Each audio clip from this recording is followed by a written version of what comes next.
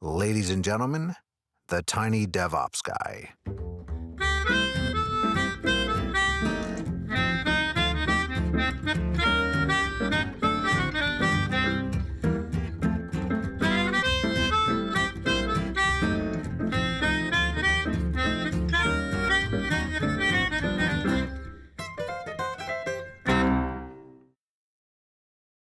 Hello, everyone. Welcome to another episode of the Tiny DevOps podcast, where we believe you don't need 1,000 engineers to do great DevOps.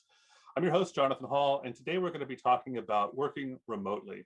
I have my guest today, Molood Ceccarelli, who is a remote work consultant or advocate. She does a lot of work with helping teams to do remote work more effectively. So I'm looking forward to this conversation. But before we dive in too much to that, Molood, welcome to the show. Thank you so much for joining. Yeah, thank you so much for having me, Jonathan, and hello everybody out there. My name, as Jonathan said, is Molood Ceccarelli. I am the founder and CEO of a company called Remote Forever, and we've been helping remote organizations adopt agile ways of working, including DevOps or plus DevOps, if you might, and also helping companies that were in the process of transforming to agile to become remote.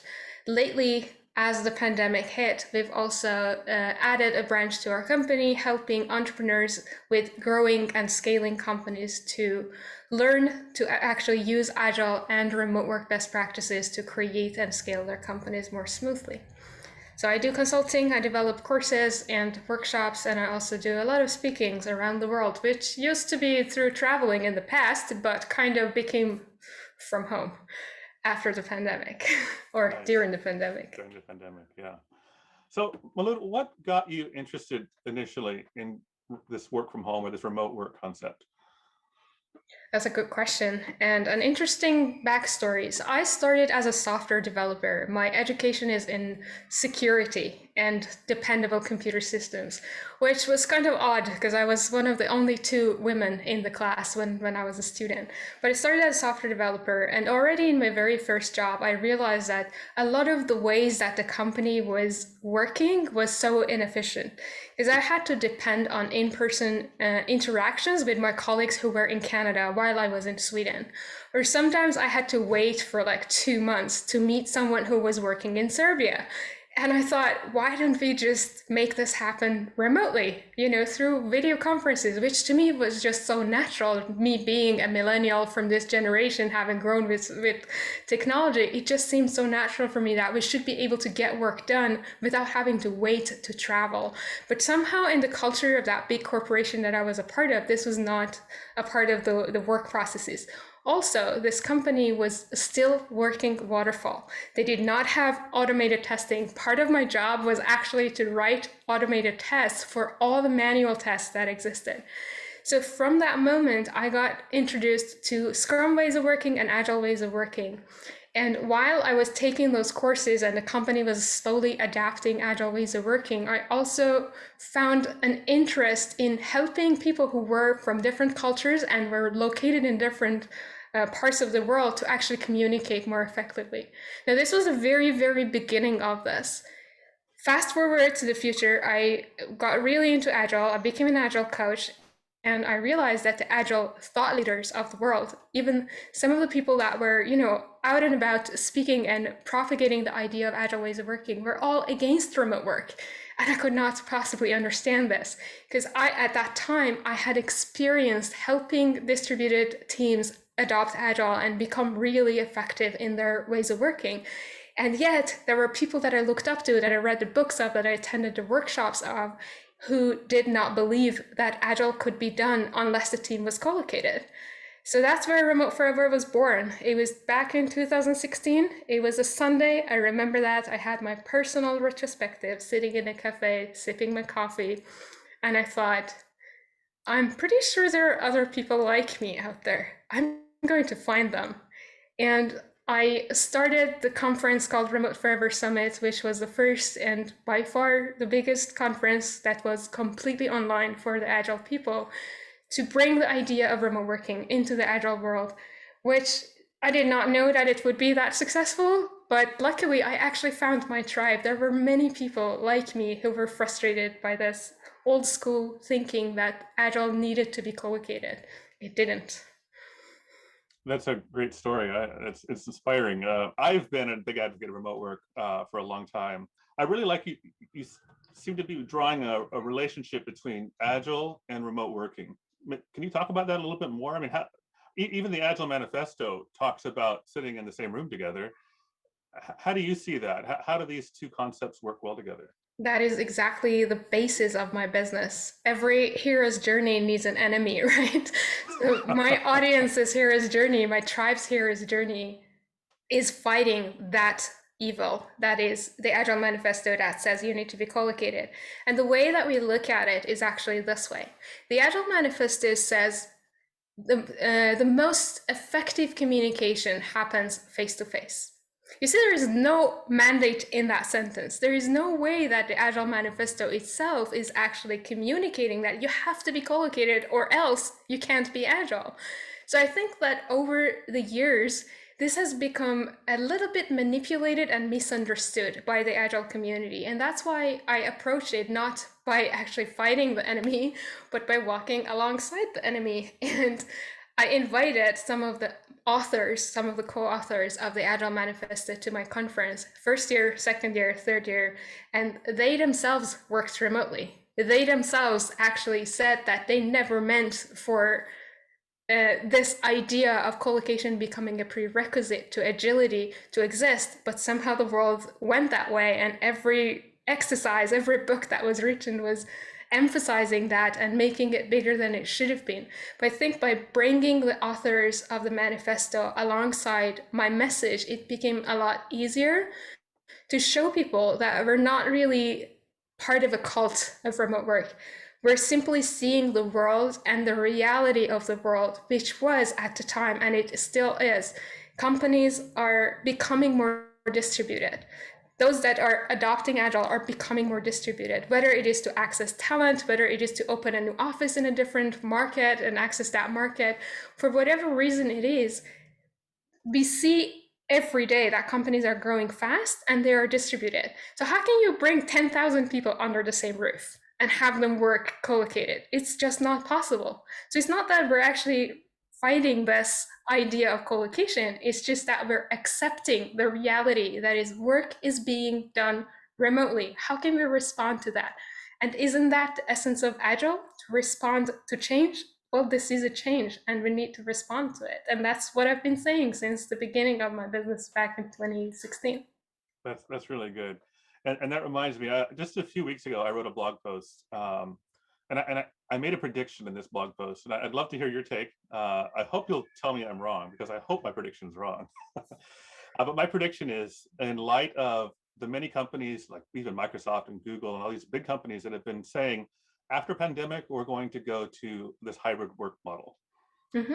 My prediction is that a large percentage of these companies within 5 years will go back to an in-office model, because I don't think they understand why remote works. And they're not, I mean, remote worked, my thesis is that remote worked during the pandemic because everybody was remote and they were forced to work that way. Mm-hmm. And as soon as there's an option and people are no longer being intentional about working in the remote way, it's going to fail. And I think in 5 years, a lot of companies are going to start saying, this remote experiment didn't actually work. We don't know why it worked during the pandemic, but it doesn't work now. Come back to the office. Can you tell me I'm wrong? I partly agree with you, and partly I have some clarifications to do there. So my take is a little bit different, because I really am knee deep into this world of remote work. I'm looking at data every day, and what we see from the data is that 90% of the people who worked remotely during the pandemic for the very first time, they indicate that they do not want to go back to the office full time. Don't forget this last part. They say full time, which means that they want the option of working in an office. What is being misunderstood or maybe even misinterpreted by the managers, by the leaders who are calling people back to the office now, after the pandemic, is that they're they're changing the idea that people want the option of working from the office and turning it into we're mandating people to come back to the office and giving them the option of remote work. But we should be looking at it completely differently, like completely from the opposite perspective. Now, I agree with you in the fact that companies are going to go to this hybrid model and then realize that, oh, it's not working for us. Well, guess what? Companies have been hybrid since the 60s.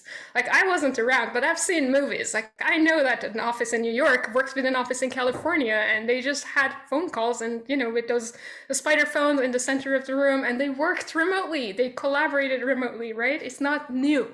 Hybrid is not new. People worked from different offices in different locations in the past as well. So what will happen is that they will not have a strategy for remote work. They will not have the infrastructure. They will not have the security necessary to make it possible for people to work safely and smoothly and quickly from a different network, from a different location. And therefore, they would say remote work failed. We're going to call people back to the office full time. So I think this will happen, and I think it's a calling for our community of remote work advocates to make an effort to show these leaders that there is an actual need for a proper way of adopting remote working, whether you want to call it hybrid or remote work or remote first or remote friendly, whatever you want to call it. If you're going to have people who need to collaborate from different locations, in this office and that office, or some people in an office and some people as satellite remote workers, you need to have a remote work strategy. You need to have those best practices. You need to be ready to get rid of some of the tools that you already use and adopt new tools. You need to be okay with changing your infrastructure, especially if you're an IT company. The way that things are set up right now are not optimal for this kind of collaboration. People are making do during the pandemic because they were forced to, and that's the nature of human beings, not to seek any alternative unless you have to. But if you don't have to, you're going to go back to the old habits. And we haven't been in this, maybe I rephrase that sentence. The experience of working remotely during the pandemic is not the real experience of remote work. And because of that, it will be much, much harder for leaders and for employees alike to understand that remote work is possible if done correctly. I like that you pointed out that the experience of working remotely during the pandemic is different than the quote normal experience of working remotely. I know this because I worked remotely for a decade. Many people, my wife doesn't know this. She'd never worked remotely until the pandemic, and many other people are in that situation. How can you assure the people for who this is new, especially those? Let's address the people remote work is new to them, but they didn't like it for some reason. Dream with me here, all right? That's maybe my way of showing you that remote work can work for anybody who wants to give it a try. Dream about the idea of being able to open your laptop, connect to the network of the company, not connect to the network of the company, but still have tools at your disposal that can help you do your work. Imagine you open a tool, you know exactly what other people are doing and exactly what you need to do to contribute to the work. Imagine that once you do your work, you communicate with your team and they know exactly where to pick up. Imagine that you don't have to sit in online meeting day in and day out. Imagine that you don't depend on meeting people over the camera, e-face to e-face, or in an office face to face in order to understand what needs to be done.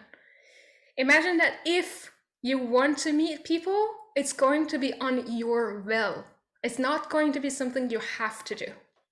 Now imagine that your kid walks by and you just give them a hug, give them a quick kiss, and they walk past and you just get back to your work.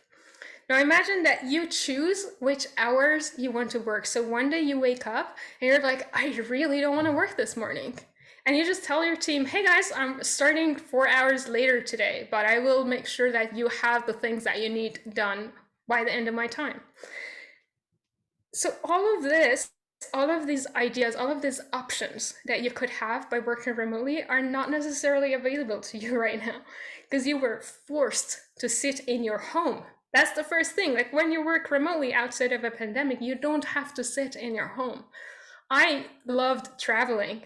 I loved working from hotel lobbies and hotel lounges and get like somebody bringing me a cup of coffee, sometimes for free. I loved doing that, but I have not been able to do that, right? I have been confined in the corner of my living room because I live in a small apartment, and I have to live with that situation. And I'm sure that you have too. Some of you have more responsibilities at home now because the schools were closed and you had to be both a parent and a teacher and a worker. And some of you were also managers for other people. And you're like, how many kids do I need in this world? And you didn't have the infrastructure, you didn't have the processes. You depended on meetings because you didn't know how to communicate asynchronously effectively. You had the idea, you heard the word, and you kind of like thought, yeah, it's maybe like email. It's not like email. You didn't know how to do this.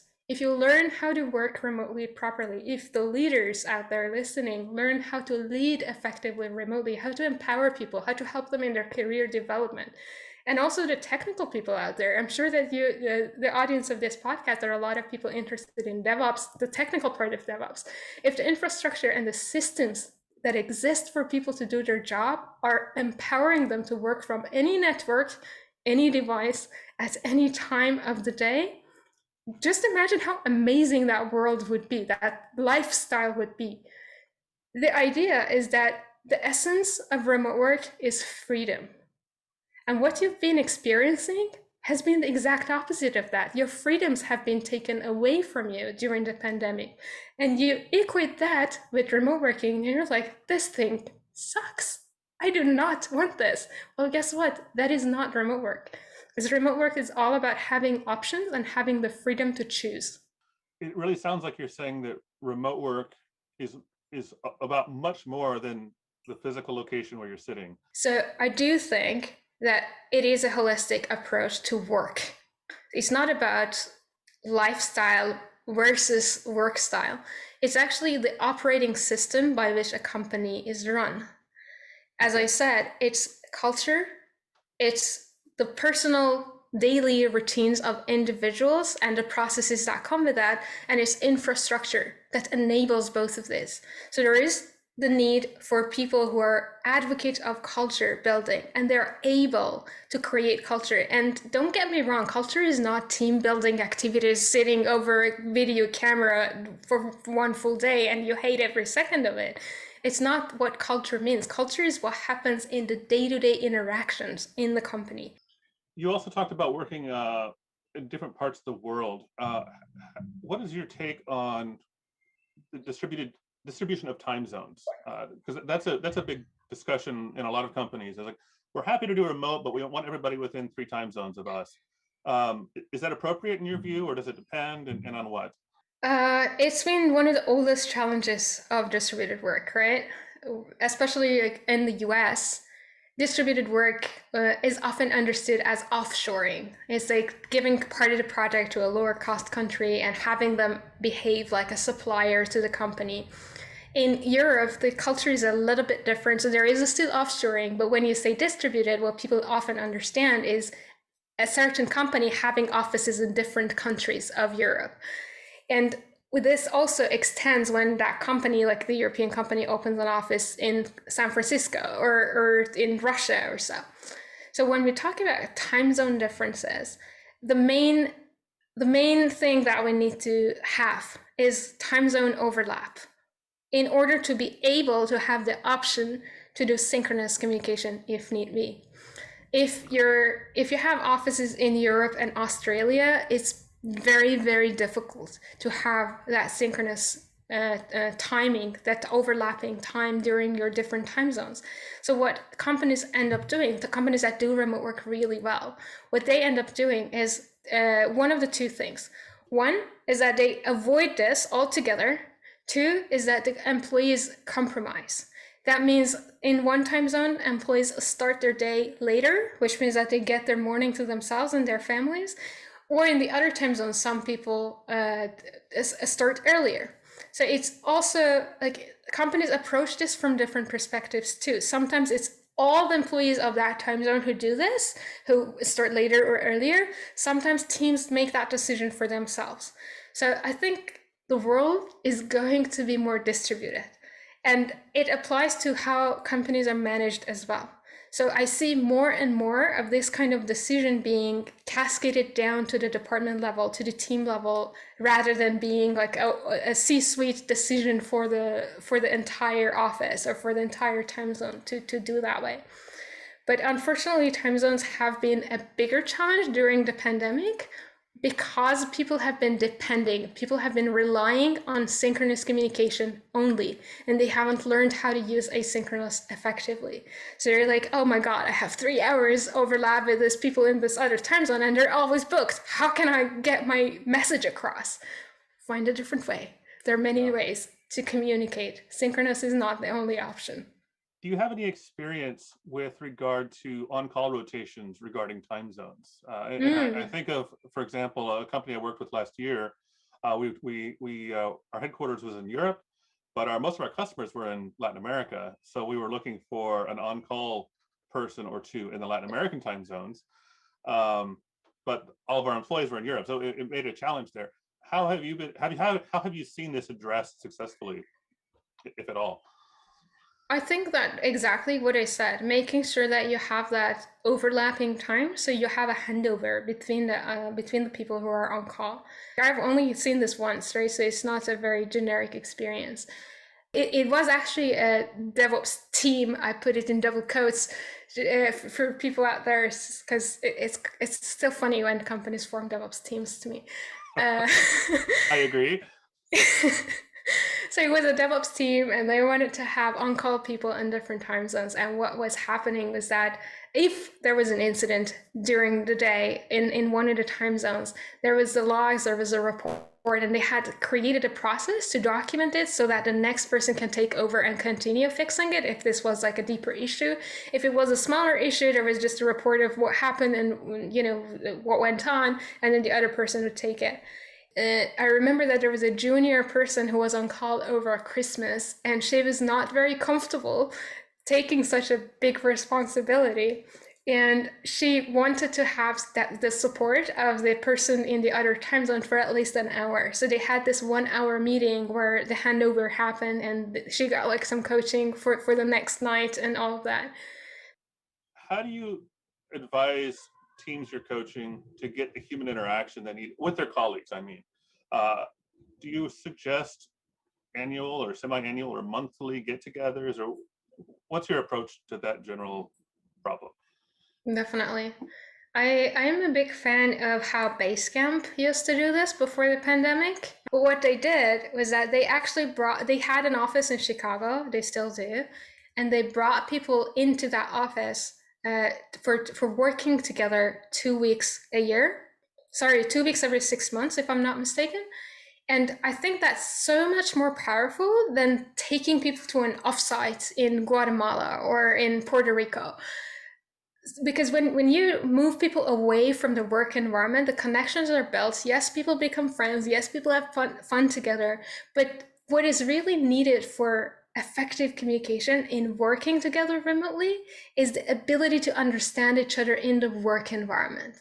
So I recommend companies, when the world is safer and you have the option to travel, especially those of you who are keeping your offices, maybe even downsizing, but still having that physical location, to bring people for an extended period of time, maybe 2 weeks, maybe a month, so they can work together in a similar location. And that would give them a lot more insight into each other's working styles, communication styles, what people like and dislike. And that would make it so much easier when they go back to their remote work style. And also when people are in a different location for only a couple of weeks, they also want to go out together. So you don't necessarily even need to organize those activities. They just happen naturally because people would want to experience what it's like to go out after work for dinner or to have lunch together in the office or outside the office. So yeah, that's my recommendation, at least twice a year, at least 2 weeks every time. And that would do magic for your company and the culture of people. Do you suggest to bring the entire company together at the same time, or can you do it in shifts, maybe depending on the size of your office space, or how do you approach that? I'm going to sound like an agile coach. It depends. Make the choice yourselves, ask your people, ask them what they want, and do what they want. And how about onboarding? Do do that remotely, or do you encourage people to do that in person if it's possible, or how do you approach that one? Oh, I love that question. I do think that onboarding should be done remotely. Okay. I'm going to make a technical segue here to make it understood why I think that way. You see, if the deployment process is not optimized, what do you do to figure out its flaws and its failures? You deploy more often, right? Onboarding people remotely also exposes the challenges and the problems in your onboarding process. The reality, as I said in the very beginning of this interview, the reality is that the world is remote. So chances of finding a great talent in your headquarters city is very, very slim. What if you find a talent on the other side of the world and they really, really don't want to leave their family behind to just be onboarded in your offices? It's important to do this kind of process online and remotely, not only because it exposes the problems and helps you fix those problems, but also it makes sure that the person is able to collaborate and work from wherever they are going on. How would you respond to somebody? I'm going to play the devil's advocate here. How do you respond to somebody who says, I don't want to onboard remotely, or I don't want my new colleague to onboard remotely? I think it's important for them to know us personally so we can work together better. Oh, that's for sure. You're going to hire a tech person, right? That tech person is going to use your technology, right? And that technology needs to work from another location, right? If they are in the office with you, you're going to have to coach them and teach them to actually do the work as if they were in a different location. So there's no problem bringing someone and onboarding them person to person. That's not the challenge. The emphasis that I made was to make sure that the parts that we miss, the part that is about the tool set, is not forgotten. I can imagine that somebody listening here, they have the power to make the decisions about doing remote work. How can somebody in that position, maybe they're the CEO of a 20-person company, how do they start making the changes to make remote work as effective as possible? So let me start by a principle. The principle is borrowed from the Agile Manifesto. This is called the principle of simplicity. The Agile Manifesto describes simplicity as the art of maximizing the number of things not done. The art of maximizing the number of things not done. Think about that. That's beautiful, right? Mm-hmm. So I'd say if you're in that position and you want to start this journey, first and foremost, visualize your processes, your tool set, and your technology stack. And once you have mapped it, and be brutally honest, don't hide things under the carpet, like don't swipe them under the carpet. Be really honest, like what tools are you using for video conferencing? Are you using Skype and Microsoft Teams and sometimes Zoom and sometimes Google Meets? Write all of them down. And I want to introduce you to simplicity, the remote forever way. Simplicity, the remote forever way is maximizing the number of tools not used. Imagine if you only had one tool, that would be your nirvana. Which tool would you pick that would capture all of your planning, all of your prioritization, all of your workflow visualization, all of your communication? Which tool would that be? And I know that it's impossible to work with only one tool. But what I want you to see is to see how many duplicates of different tools that you have, tools that do the exact same thing, that fulfill the same purpose. Visualize all of that, get super clear on what each of these tools are actually getting you to do at the bottom of it. Like, is it helping you to communicate with synchronously with video? Pick one of them and be brutal. Get rid of them. Make it a policy in your 20-person company, because it's not yet that big. You still have the option to make policies that says, this is our standard tool for video conferencing. Please do not use any other tool. This is our standard tool for automated testing. Do not use any other tool. And by doing that, I know that it sounds a little harsh, but it's important because your company is going to grow. Your company is going to grow in terms of clients, revenue, or maybe number of employees. And you need to set those standards from right now.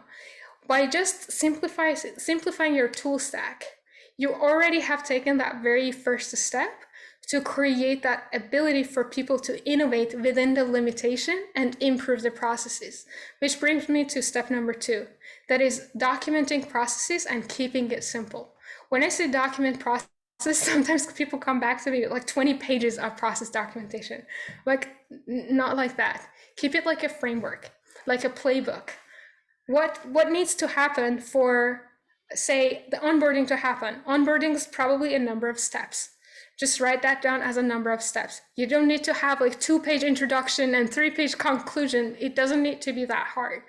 If you're a tech company and you're hiring developers, onboarding, for example, could include committing a piece of code, fixing a bug in the system, and that could be an active way of bringing someone into the process, into the work environment without breaking stuff. So visualize, simplify, document the processes. And the third thing is culture. Working on the culture usually requires an external help. If you don't have a possibility of getting external help, you still can actually manage this. Be honest with your people, be honest with create a culture of psychological safety, which enables people to speak up if something is not working without fearing being ridiculed or getting fired or losing something in their career. Having those, what I borrowed from Agile, having retrospectives regularly and giving people the possibility to talk about what is working and what is not working and improving that iteratively, improving that every 2 weeks, every month, whatever makes sense for your company. But creating that culture with the people that you currently have creates the basis for the company to grow healthy and smoothly from here on, because it gives the people the power to own the processes, to own the tools, to own the culture that this company actually has. So let's move down the organizational ladder here. Let's say you're the some sort of maybe a tech lead or a scrum master or something like that for a team, and the company is remote or distributed. What can you do at that level? Maybe you don't want to talk about your 3 pillars again. You don't have the control to dictate policy, but you can suggest tools and you can suggest methods and ways of working. What can somebody in that sort of role do to improve the quality of their distributed team? My advice is not really that different from the advice I give to the C-suite. Simplify. I know that many people in that position, in a lower hierarchy in the organization, are fixated, are forced to use the certain tools that the company has created. Challenge the idea, especially if your company has the culture of speaking up. If you see that your documentation is being done in Google Docs and in Confluence and sometimes in the files in Microsoft Teams, speak up about this problem that information is being scattered around and that it's actually time consuming to gather all of the information that is required. One thing that I can tell you that is very concrete is make better use of your task management system. Make better use of your task management system. When I say task management, what do I mean? I mean tools like Jira, tools like Asana, tools like Trello. Whichever one you use, first and foremost, pick one of these tools. When you need to plan, don't plan using sticky notes on a wall and showing it to the camera or some digital whiteboard and then translating that into Jira or Trello. Do your planning in that same task management tool. Do your workflows in that task management tool. And in your work agreements, which I hope that if you're in the position of working in a small team, you have work agreements. If you don't, start there. Create work agreements. In your work agreements, this is something that I recommend you bring in. And it is the how of using this task management system. And this part brings us full circle in terms of asynchronous communication. If somebody is working with a ticket in the tool, they need to update the ticket with the status of the work so that every single time a person opens the tool, they see the true status of the work. Now, again, this is the nirvana, right? This is the ideal. It's practically not possible. You can't interrupt your work every 5 minutes and update the tool. That's cumbersome. That's extra information. What you can agree on, however, is that every person at least updates the tickets they worked on a certain day at the end of their day. What this does is that it helps people who wake up later in a different time zone to have the true status of the work and be able to pick it up from where you left off. So I bring it back to my main concrete advice, which is use the task management system more optimally. Have your planning there, have your retrospectives there, have your actions there, have your status updates there. Try to make use of this as best as you can, because that tool will be the god of all information in your organization. And if you have to do documentation outside of that tool, if, for example, you're using the Atlassian tool suite and you're using Jira and Confluence, and you need to do the documentation in Confluence, put the link in the ticket that work relates to. If two tickets are related, link them together. Make sure that you have those links and you think about how this information is going to be consumed by another person as you're creating it. It all comes down to empathy, putting ourselves in the shoes of the person who's going to read it, who's going to use this information to do their work, and giving them everything they need in one go. And wouldn't that be beautiful if it was also in one tool? Now let's focus on the individual contributor. We have a single developer or an operations person, and maybe their Scrum Master doesn't care, or their tech lead doesn't care about this. They're trying to translate physical events to virtual events, and it's probably failing. What can an individual do to either just not go crazy, or maybe to help influence the changing of the situation? First of all, I empathize with you because I have been through this and I have seen this and I have helped people. So please know that you're not alone. That's first and foremost. Secondly, I'll start with your smallest circle of control. So you probably know this, Jonathan, but some people out there might not know that. Imagine 3 circles, like intertwined circles. The inner one is called control, the one around it is called influence, and the outermost is called concern. You're in the center of this. Start with your circle of control means try to see what you can control and try to impact that. So if your Scrum Master doesn't care, your team leader doesn't care, and you're just a developer or an ops person, and you're just sitting there and they are taking away your calendar, and they're sending you meeting after meeting after meeting with no agenda, with no purpose, no nothing. It's just like one-on-one with Jonathan. Let's meet and talk about whatever. Start slowly and empathetically bring up the idea that you're not okay with this, that you need the other person to actually respect your time and give you an agenda before they just book you. Or make polite requests like, hey, could you please invite me a week in advance, 2 days in advance, so they don't book you ad hoc and expect you to be there. You can always start with yourself. If you're sending invitations, don't repeat the culture that you don't like, don't repeat the behaviors that you dislike. If you're sending an invitation to someone, make sure that they have all the information in the calendar invite. Maybe you still don't have the culture of reading calendar invites. Use whatever tool that is actually used by people to read stuff. Tell them that you also put it in the calendar invite for their comfort, for their convenience, and give a purpose, give an agenda. Start with yourself, mimic the behavior that you want to see, and slowly change the people that are closest to you, and you will then get the opportunity to influence the larger circle, the circle of influence. I think my last question is kind of the reverse of a question I asked early on. I asked, if you're not comfortable working remotely, how do you adapt? What if it's the opposite? What if you really want to work remotely and your team or your company won't allow it? This is what I got before the pandemic much more often than I do nowadays. That's a good one. If you want to work remotely, but your company expects you to be in an office, obviously you're going to be in that office because you don't lose your paycheck, right? But you can talk with your boss. Maybe don't use the word remote because they might be allergic to that if they're asking everyone to definitely be in an office. But talk to your boss, talk to your manager, and tell them that you'd like to work from home 1 day a week. They probably would say no in the beginning. You might occasionally actually tell them that you're going to do that anyway. And when you work remotely, there's going to be a lot of responsibility on you in the beginning if the culture of remote work doesn't exist, if the acceptance of a remote worker is not there, if people are completely going to ignore you when they have a meeting in a conference room. They may not even add a link to invite you to that meeting. If you know the meeting is happening add a link, have a buddy in the company who is going to be there, and have them turn on the video camera in the conference room. And while you do that, so this is the part of responsibility that is, you need to make an effort to include yourself when you're working remotely. The other and the more important part of that is communicating results and communicating progress. Every single day that you work remotely, you need to be in constant communication with people, telling them what you're doing, because they are not going to trust that you're actually working.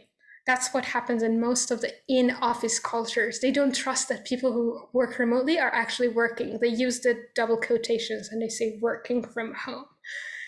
Show them that you're actually working, and show them the progress, and show them the results. And especially with your direct manager, communicate results very frequently. Now, I'm not saying spam them. I'm not saying like send a million different emails on a day, but at least at the end of the day, tell them that you managed to complete a certain part of the work. And if you couldn't, tell them what you did and what you learned and what didn't work, right? Communication, constant communication is key. Now, slowly, when you show that you're actually very productive when you're working remotely, people are not going to have as much resistance to you when you ask next time to work remotely, because they have seen that you are a man of your word or a woman of your word, and you're actually able to not only work, but also communicate and interact with people from wherever you are.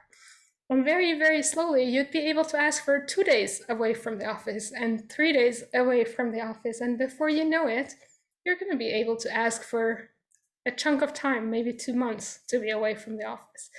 The slower progression is key. I hope that managers out there are not going to feel that I'm trying to deceive them, because that's not my goal at all. My goal is to see that if you see results, you're not going to be able to deny that it's actually working for that person, that they might be even more productive when they work remotely. Is there anything you would like to add? No, I just would like to emphasize on something I said earlier, and that is the essence of remote work is freedom. Do not forget that. That's great. Thank you so much for coming on today, Molood. Where can people get in touch with you and learn about the services your company offers? Oh, absolutely. So you can find me on remoteforever.com. Also on all social media, LinkedIn, Instagram, Twitter, I go at remoteforever. And on LinkedIn, I usually use my own personal profile, which is Molood Ceccarelli. You can find me there. And I'm very approachable, to be honest. I usually respond to every single message that I get myself, unless the workload is very, very high, which has been the case in 2020, but it's slowly calming down. Okay, great.